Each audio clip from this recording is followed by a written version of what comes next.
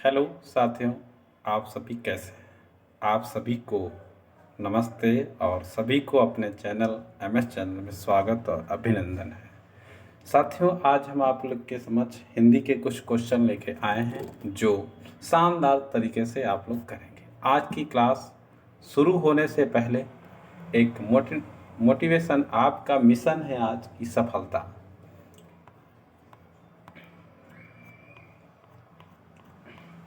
Mission है सफलता की ओर।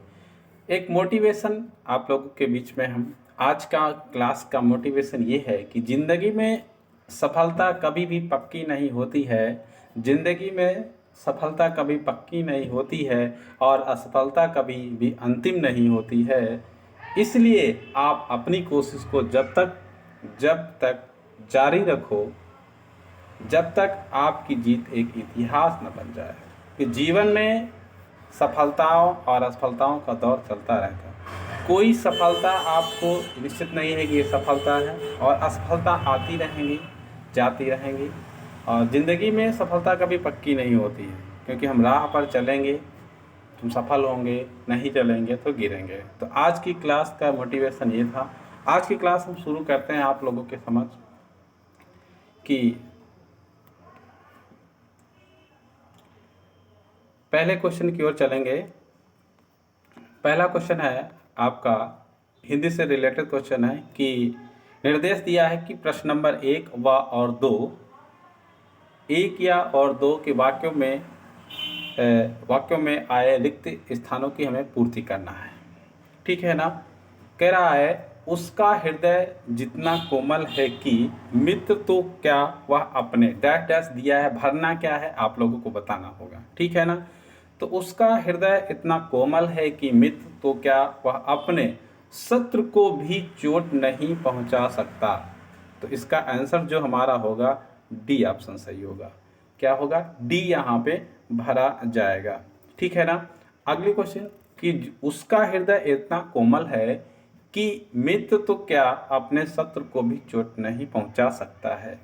उदाहरण जैसे हमें कोई बात कर लेते हैं, कोई बिहारी का स्वभाव इतना अच्छा है कि वह अपने मित्र को तो क्या अपने शत्रु को भी चोट नहीं पहुंचा सकता है। ठीक है ना। तो इसका आंसर जो होगा हमारा शत्रु होगा। ठीक है ना। शत्रु भरा जाएगा। अगले क्वेश्चन पर चलते हैं।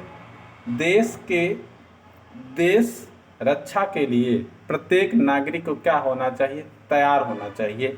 मगर ऑप्शन हमारे क्या हैं? प्रबुद्ध, समृद्ध और उद्धत और उद्धत। तो देश के लिए प्रत्येक नागरिक को, देश को, एक सेकंड,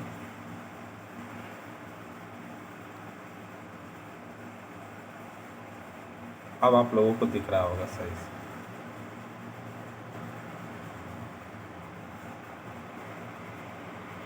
देश रक्षा के लिए प्रत्येक नागरिक को क्या होना चाहिए? मुस्तैद होना चाहिए, मतलब बिल्कुल एक्टिव होना जरूरी है। तो ऑप्शन उस हिसाब से आपका सी ऑप्शन सही हो जाएगा। देश के लिए प्रत्येक नागरिक को उद्यत रहना चाहिए, और उद्यत का अर्थ है तैयार, मुस्तैद, मतलब एक्टिव होना, ये कहने का साक्ष्य है इसका। अगले क्वेश्चन पर हम चलते हैं, क्वेश्चन नंबर 3 पे। अरविंद शब्द का पर्यायवाची शब्द सभी लोग बताएंगे। सभी साथी हमारे अरविंद शब्द का पर्यायवाची शब्द बताएंगे। अरविंद का पर्यायवाची जो होते हैं आपका सरोज, जलज, अलज, अरविंद तथा। तो इसमें ऑप्शन नंबर केवड़ा, नंबर 2 कमल, गुलाब और कल्प वृक्ष। ऑप्शन नंबर आपका क्या होगा? बी ऑप्शन यहाँ पर सही होगा। अरविंद शब्द का पर्यायवाची शब्द जो है कमल होगा। अगले क्वेश्चन पर चलते हैं कि कमल के पर्यायवाची भी देखो आप लोगों के समझ दिखे हैं, ये देखो। ठीक है ना। और इसका देखो कल्प वृक्ष के पर्यायवाची पारिजात, मंदार तथा हरचंदन होता है। ठीक है। अगले क्वेश्चन पे चलते हैं हम। क्वेश्चन नंबर निर्देश दिया है कि 4 और 5 में निम्नलिखित वाक्यों में से सही वाक्य को चयन करना है। जैसे अब अब क्या है, 2 क्वेश्चन ऐसे दिए हैं, गलत दिए हैं, उनको सही क्रम क्या है वो आप जो सही होगा उसको हमें छांटना है। तुलसी अवधि के श्रेष्ठ कवि हैं और सूर ब्रजभाषी के। ऑप्शन नंबर ए, तुलसी और सूर अवधि और ब्रजभाषी के श्रेष्ठ कवि हैं। नंबर सी, तुलसी और सूर क्रमशः अवधि और ब्रजभाषा के श्रेष्ठ कवि हैं। तुलसी अवधि के श्रेष्ठ कवि और ब्रजभाषा के सूर हैं। तो इसमें से ऑप्शन सी सही लग रहा है हमारा, तुलसी और सूर क्रमशः अवधि ब्रजभाषा के श्रेष्ठ कवि हैं। ऑप्शन नंबर हमारा सी सही हो जाएगा यहाँ पे। अगले क्वेश्चन पे हम चलते हैं। निम्नलिखित, हाँ देखो यहाँ पर सी ऑप्शन ही सही है। अगले क्वेश्चन पे आते हैं, क्वेश्चन नंबर 6 पे।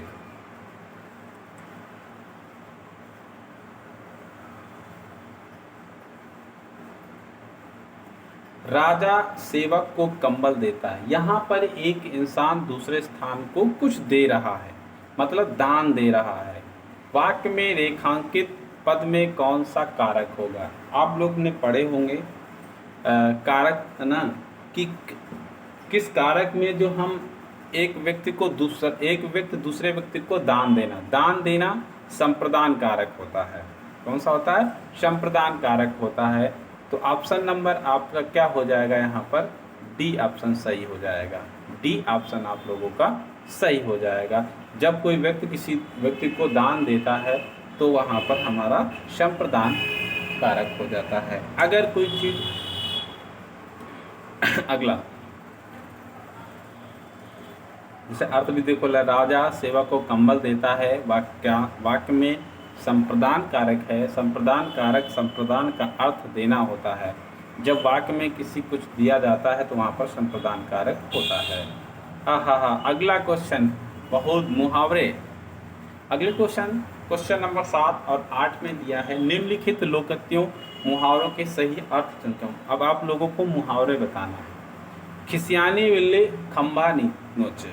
खिसियानी बिल्ली खंभा, जैसे कोई व्यक्ति खिसिया जाता है ना, तो पता नहीं किसके पर कौन भड़क निकाल दे, पता नहीं, है ना।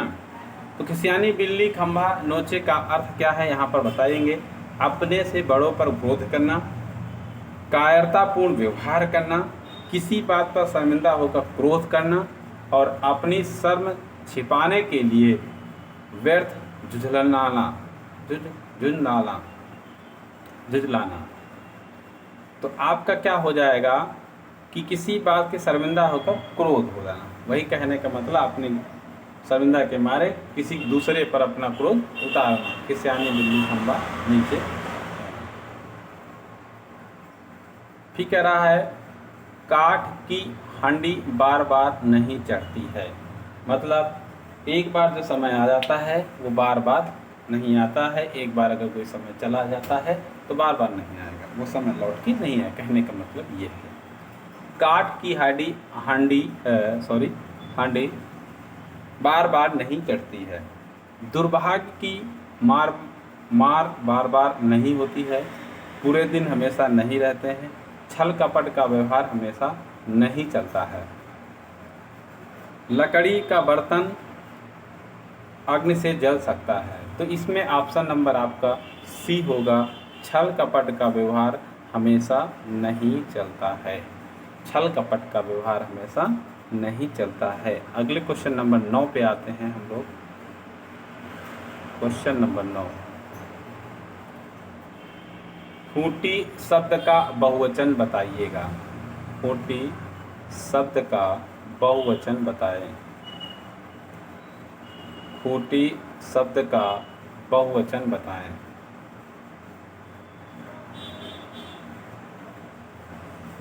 तो ऑप्शन नंबर देखो, 4 ऑप्शन आप लोगों के दिए हैं, 1 2 3 4। तो इसमें खूंटियाँ हो जाएगा। ऑप्शन नंबर बी आपका आंसर हो जाएगा। इकरार स्त्रीलिंग एक वचन शब्दों को बहुवचन बनाने के लिए अंतम ई को ह्रस्व करके या जोड़ देते हैं। जैसे खूंटी का खूंटियाँ, सखी का सखियाँ, थाली का थालियाँ, अतः विकल्प बी ऑप्शन आपका सही हो जाएगा। अगले क्वेश्चन नंबर 10 पे चलते हैं। निम्नलिखित अनेकार्थी शब्द का दूसरा अर्थ बताना है। अज अजम्मा, अज अजम्मा का दूसरा क्या होगा? अज पहला निर्भीक, नंबर 2 आजीवन, नंबर 3 ईश्वर और नंबर 4 आचम। तो इसका ऑप्शन नंबर सी होगा। आज अजम्मा का दूसरा शब्द एक और होता है, ईश्वर होता है। क्या होता है? ईश्वर होता है। ऑप्शन नंबर सी साथियों इसका सही होगा। अगले क्वेश्चन पर हम चलेंगे थोड़ी सी। देखो, अज का अर्थ है अजम्मा तथा दूसरा अर्थ ईश्वर ही होता है। अगले क्वेश्चन पे चलेंगे। कह रहा है निम्नलिखित में कौन शब्द वर्तनी की दृष्टि से शुद्ध है? मतलब कौन सा शब्द, कौन सा यहाँ पर शब्द सही लिखा हुआ है? प्रतिनिधि, प्रतिनिधि, प्रतिनिधि, प्रतिनिधि। तो इसमें हमारा दिख रहा है ऑप्शन नंबर डी प्रतिनिधि। हम लोग ऐसे लिखते हैं। निम्नलिखित में से विकल्पों में से हमारा प्रतिनिधि सही शब्द है। अगले क्वेश्चन पर चलते हैं। Question number 12।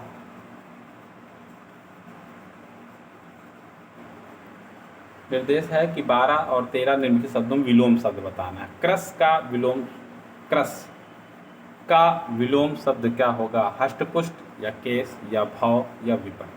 तो क्रस का विलोम शब्द जो होगा हष्टपुष्ट होगा। क्रस का मतलब होता है दुबला पतला।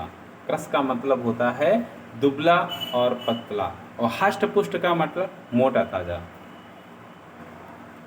क्वेश्चन नंबर 3 में, क्वेश्चन नंबर 13 में चलते हैं। अल्पज्ञ का विलोम शब्द क्या होगा? अल्पज्ञ। ऑप्शन नंबर ए अभिज्ञ, अवज्ञ, कृतज्ञ और सर्वज्ञ। इसमें सभी को आप लोगों को बताना है कि इसका विलोम शब्द क्या होगा।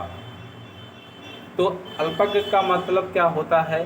थोड़ा, थोड़ा जानने वाला। अल्पज्ञ मतलब जानना हमें जरूरी है कि क्या हुआ। अल्पज्ञ का मतलब होता है कि थोड़ा जानने वाला, और सर्वज्ञ का मतलब है ज़्यादा जानने वाला। ठीक है ना?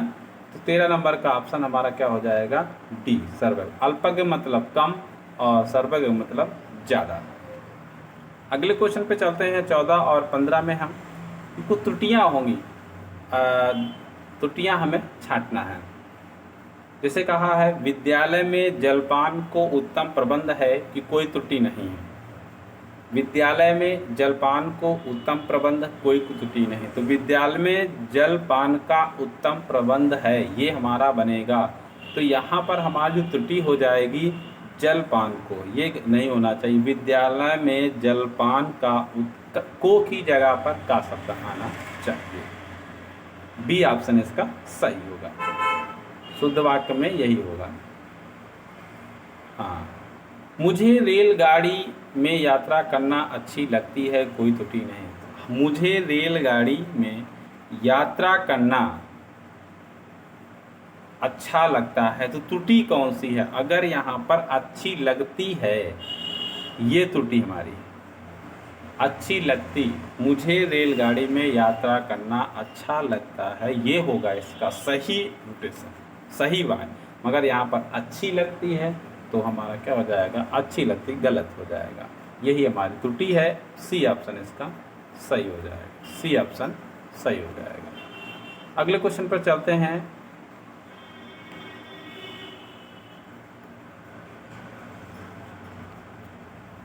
ये मिशन है सफलता की ओर। 16 नंबर क्वेश्चन पे चलते हैं हम लोग। कह रहा है करुण रस का स्थायी भाव क्या होगा? करुण रस का स्थायी भाव क्या होगा? करुण मतलब शोक होगा। ठीक है ना? ऑप्शन नंबर ए होगा।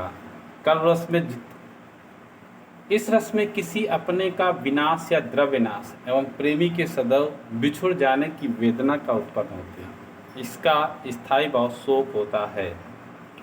मैं खाना खा चुका, इस वाक्य में कौन सा भूतकालिक भेद है? अगला क्वेश्चन नंबर 17 में है साथियों। मैं खाना खा चुका था, इस वाक्य में कौन सा भूतकालिक भेद होगा? खाना खा चुका मतलब पूर्ण रूप से हो के मैं खा चुका हूँ, है ना? तो यहाँ पर संदिग्ध भूत सामान्य भूत, पूर्ण भूत और आशन्य भूत। तो यहाँ पर पूर्ण रूप से हो गया है ऑप्शन नंबर हमारा सी सही होगा कि मैं खाना खा चुका था। अगले क्वेश्चन पर साथ में चलेंगे। क्वेश्चन नंबर 18 में निम्नलिखित में से कौन सा शब्द तत्सम है? आँख, अग्र, आग और अग्र। आँख का अक्ष होता है, अग्र का अग्र होता है। निम्नलिखित में से कौन सा शब्द तत्सम है? आँख, अग्र और आग। इसका तत्सम जो होगा अग्र हो जाएगा, ऑप्शन नंबर बी हो जाएगा। ठीक है ना। तो जिससे तद्भव और तत्सम, आँख का होता है अक्ष, आगे का होता है अग्र, आग का होता है अग्नि होता है। मतलब आग एक तद्भव है और अग्नि क्या है? तत्सम। आगे क्या है? तद्भव है। अग्र क्या है? तत्सम है। आँख क्या है? तद्भव है। अक्ष क्या है? तत्सम है। अगले क्वेश्चन पर चलते हैं 19 नंबर पर।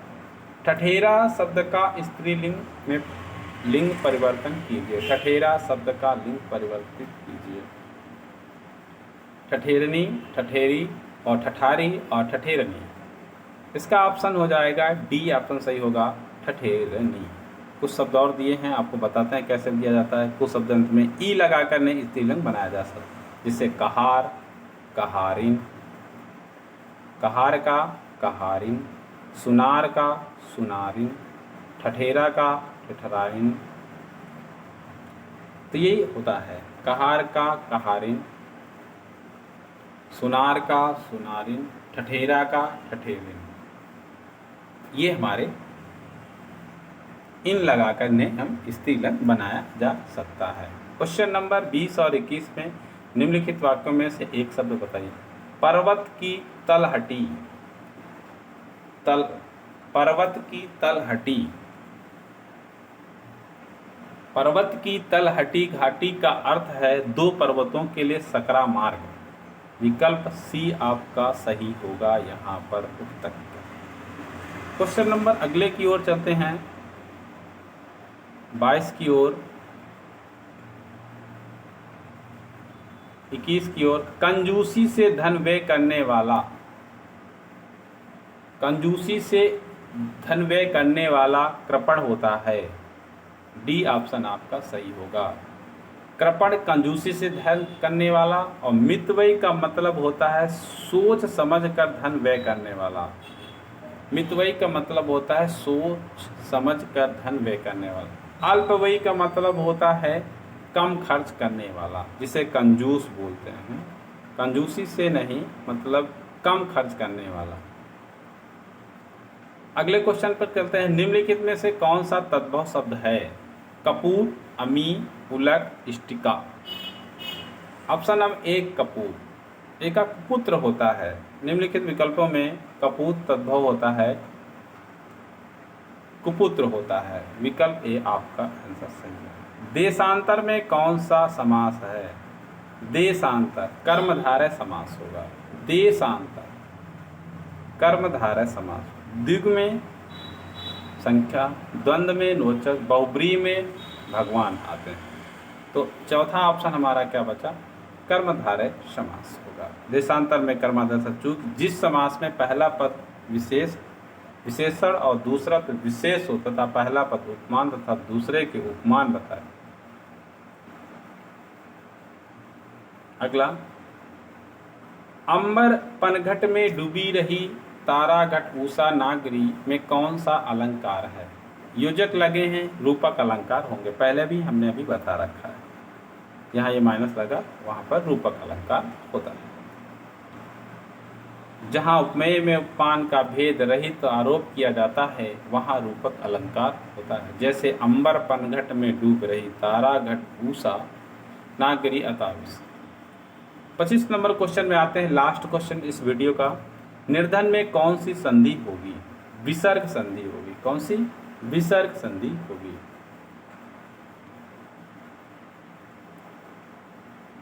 निधन, निधन बराबर निर्धन, अतः विकल्प हमारा सी होगा। आई होप इस